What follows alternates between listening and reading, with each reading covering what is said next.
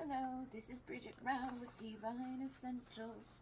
Alright guys, moving on with the CPTSD thingies. And we have complementary and alternative medicine for this one.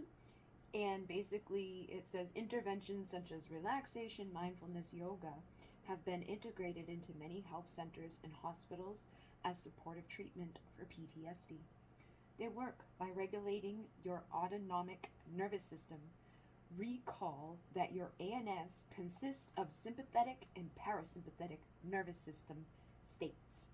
Optimally, you can reclaim and feel nurtured by your capacity to rest and feel nourished.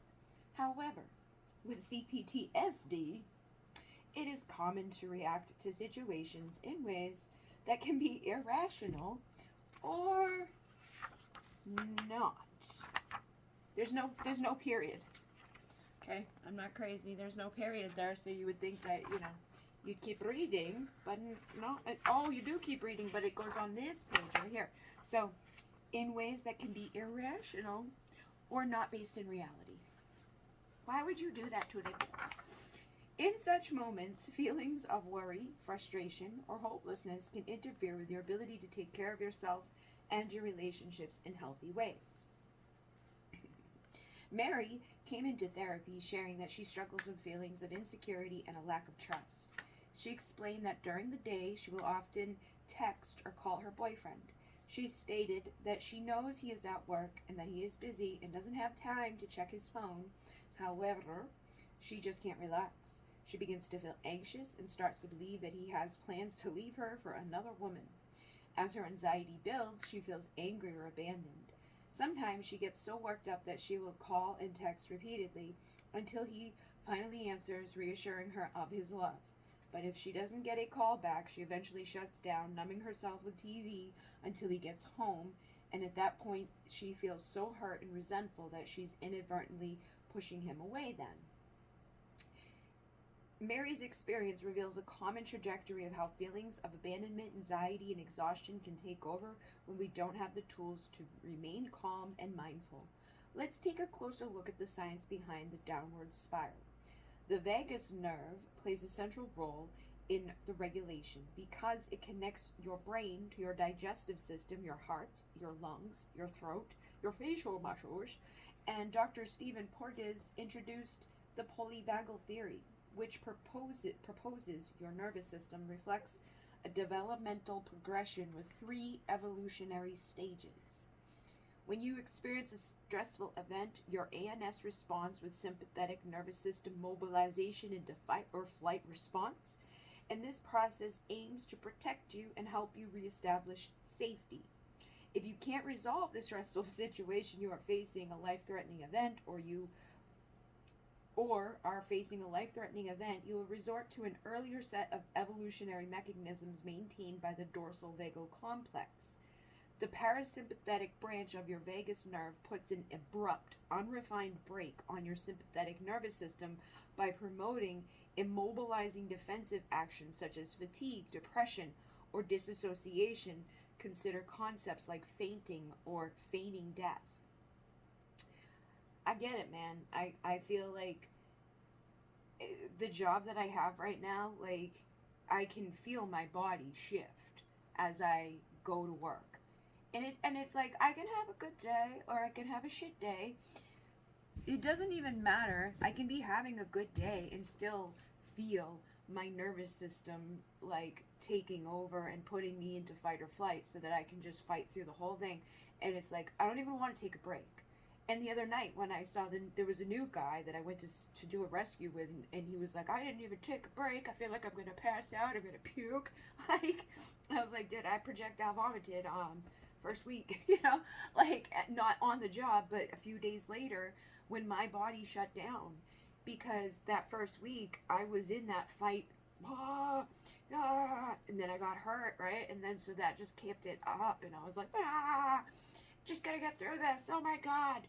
And then I'd come home and die and pass out and just bleh. And it's not good. Like, now that I've gotten into it a few weeks, I get frustrated, but I don't know, like, it's just such an active job. It's such a physical job that once I start going, it's like, I don't want to stop. I just want to get it done and over with and then drive home and chill, and that's it. Like, I don't want to be, like, they want you to take a break in the middle of it, and they want you to take so many breaks. It's not one of those jobs, though, because it's like, when I finish, you want me to go rescue the assholes who aren't finished because they've been taking breaks all day, and they're, like, so behind.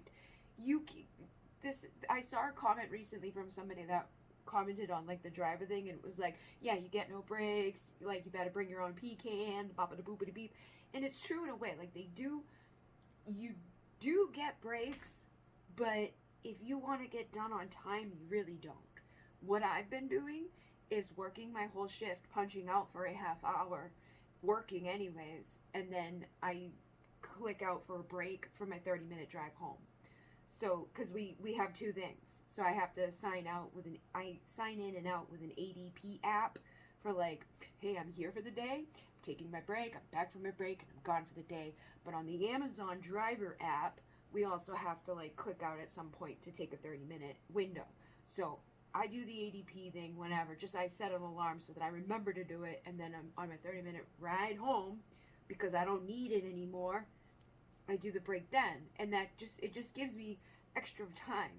But it sucks because even doing that, sometimes I gotta go rescue other people, so it's like it doesn't even matter that I did that at the end, because now I gotta go rescue other people after taking 30 minutes to, like, not be wanting to do anymore and just wanting and praying to go home. But it's one of these things that it's like, it's once I start going, like, any physical pain, as soon as I get home and I start to, like my feet start to hurt, I notice aches and pains. I notice, like even just on the drive home, how many times I'm yawning. If I have to go to Shaw's after work, I'm like, ugh. There's been days that I come home and pass out and don't wake up until the next morning when the alarm's going off, and it's definitely it's going along with this. I feel like I've done this to myself. I'm like, oh my god, why did I put myself into this position of reading this book at this time so that I could show you what I mean every day? But the irrational things and stuff like that, right? That I feel is more so from probably being with people that did that to her already, and so now she might have a good guy and she's reverting back into that behavior. Even when I was with a guy that was always cheating on me, I was never really like that, you know? Like, I just knew when he was, and I knew when he wasn't. And in the beginning, I would do, like, you know, like, I would try to be like, what the fuck are you doing? But over the time, I was like, I don't even care, because he'll leave me alone. He's gonna leave me alone, so go do whatever you want. But that shifted. I haven't been in a new relationship to, like, really see how that is going to impact a new relationship, like, if that's going to come up in me. I don't even think I would do that to somebody, though, like, especially if I know that they're at work. Like, that's a little irrational. But if it's, like, after work, and they're usually home by this time, and they're just gone for hours, and they're not answering me, then yeah, I might be like, where the fuck were you? What were you doing? Like, you come home every day at this time, and for you to just not come home and not say anything and just disappear, that would make me suspicious, which I think anybody would be. But I don't think I would be suspicious just because somebody was at work. But being in a relationship in the past where I just, you know, he would say he was doing certain things, but I just knew he wasn't. But he had a record of it, so I don't know. I think I've probably had irrational thinking in the past, but not to that degree. But I'm sure other people have, and I think it depends on what you have gone through. So positive psychology and resilience is on this other page here, and it says, positive psychology focuses on strengths and capabilities rather than diagnosis or deficits. In treating PTSD, applying the science of positive psychology recognizes that you have the ability to be resilient despite your traumatic history. You can adapt well and even be strengthened by adversity. For example, many people who have traumatic histories report having a strengthened commitment to happiness and a life path with purpose and determination. Resilience is not a trait that you either have or do not have. It is a set of strategies that can be learned and practiced by anyone. Strategies include cultivating a growth mindset in which you believe you can grow through both positive and negative life events. Staying connected to your community rather than isolating yourself. Successfully working through difficult emotions. Believing that you have the capacity to shape the course of your life now. Supporting your physical health through movement and exercise. Been doing that every day. Expressing yourself through journaling and creativity. Resilience is a process that is best served when you are actively participate in the support of your physical, mental, emotional, social, and spiritual health each and every day. You can build your resilience by engaging in small actions such as calling a friend, writing for 5 minutes in your journal, or taking a walk around the block. While each one of these steps might seem small, collectively they can help you feel strong, relaxed, capable, and more connected to others in the world. The practices offered in this workbook are aimed at developing your resilience and strengthening your positive mindset. Doopity-beep, bop. In order to regulate your ANS, you need to engage the most recently evolved parasympathetic branch of the vagus nerve called the ventral vagal complex, or alternatively, the social nervous system. This branch functions as a highly refined brake on sympathetic activation and has a calming and soothing effect. Importantly, both the DVC and the VBC have parasympathetic actions that exert inhibition on a sympathetic nervous system. The DVC inhibits it in a negative way through disassociation, helplessness, and despair, which can have a serious repercussion on your mental and physical health. And conversely, the VBC is associated with increases in health and emotional well-being. It allows you to get rest, to digest, and relax into feelings of safety and connection. You can better understand this process by thinking of a young toddler separated from a primary caregiver. Initially, the child will cry and cling, as it is typical with separation anxiety. And if the child is reconnected with the caregiver or soothed by another adult, the distress will eventually resolve and the child will rest or play. However, what if the child cries without any caring response or reconnection? Perhaps the child will develop a capacity to self-soothe, but if that doesn't happen, the distress will continue. When screaming and crying produce no sense of reconnection and safety, the child might eventually collapse into helplessness or fall asleep from fatigue. Your social nervous system is strengthened by repeated practice. Ideally, this practice occurred in early childhood with a loving and consistent caregiver. However, with situations of early neglect or abuse, this is not the case. It is essential to develop your social nervous system in other ways. This can occur within healthy relationships in adulthood, such as with a psychotherapist. CAM therapies, such as relaxation, mindfulness practices, Tai Chi, Qigong, and yoga, all strengthen the social nervous system. Relaxation techniques are beneficial for the healing of CPTSD. Some of the most common and well-researched techniques include progressive muscle relaxation, PMR, visualization, and diaphragmatic breathing. In each of these practices, you focus on calming down your body. In PMR, you sequentially tense and relax various muscle groups, e.g., arms, legs, torso, neck, throughout your entire body. Visualization involves recalling memories of times when you felt relaxed and allowing your body to respond accordingly.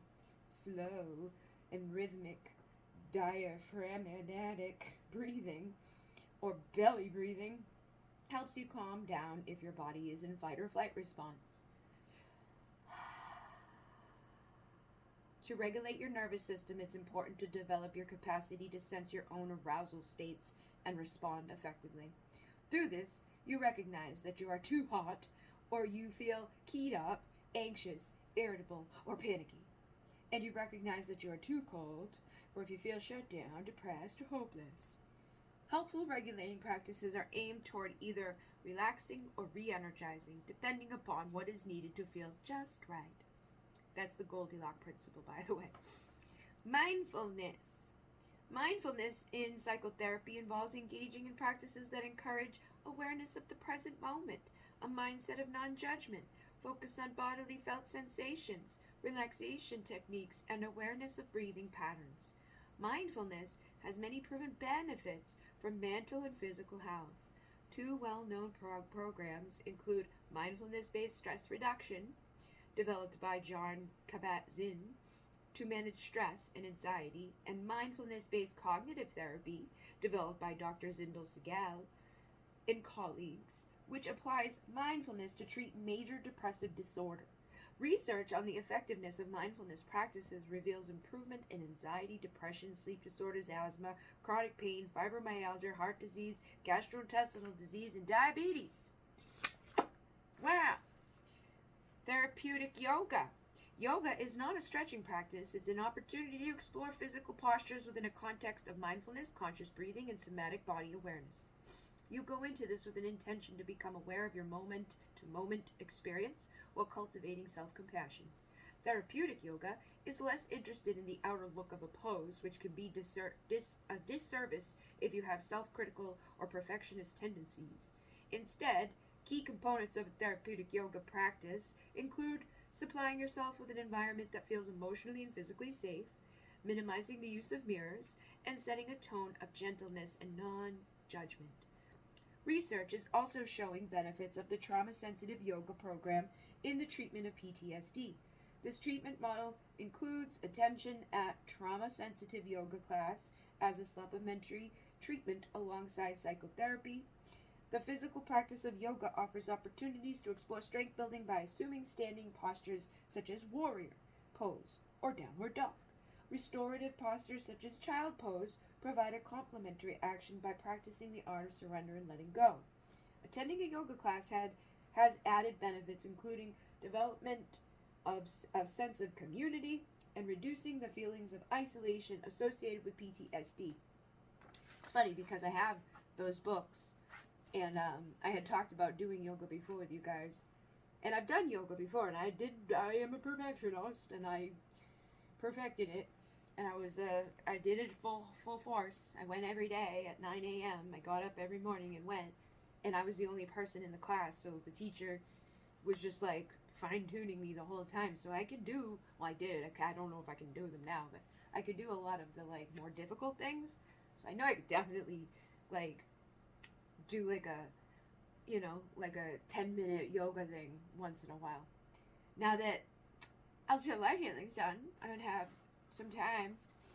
Maybe it'll help me. So in practice, controlling breath is one of the fastest ways to regulate your nervous system.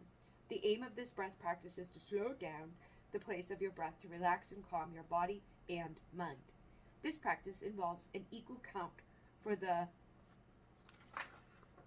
inhale and the exhale. Start with a count. It's so funny because that ended here, and then they write all this, and it's like, count for the, here it is, inhale and exhale. Start with a count of 4. You can lengthen this count as you become comfortable with the practice. Find a comfortable seated position. This can be in a chair, cushion, floor, whatever allows you to sit comfortably for the next several minutes. Take a few moments to notice your physical sensations. Do you notice any areas of tension? Are there any areas that feel more relaxed or at ease? Now inhale slowly through your nose for a count of 4, and then we're going to exhale slowly for a count of 4. So,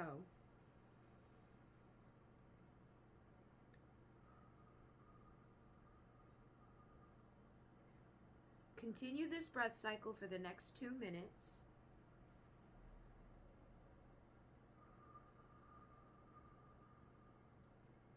And notice the changes in your body and the mind in response to your rhythmic, balanced breathing.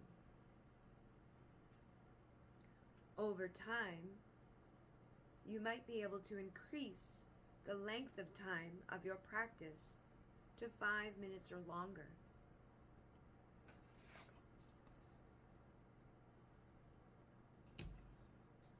So tomorrow we'll talk about the 5 mindfulness myths.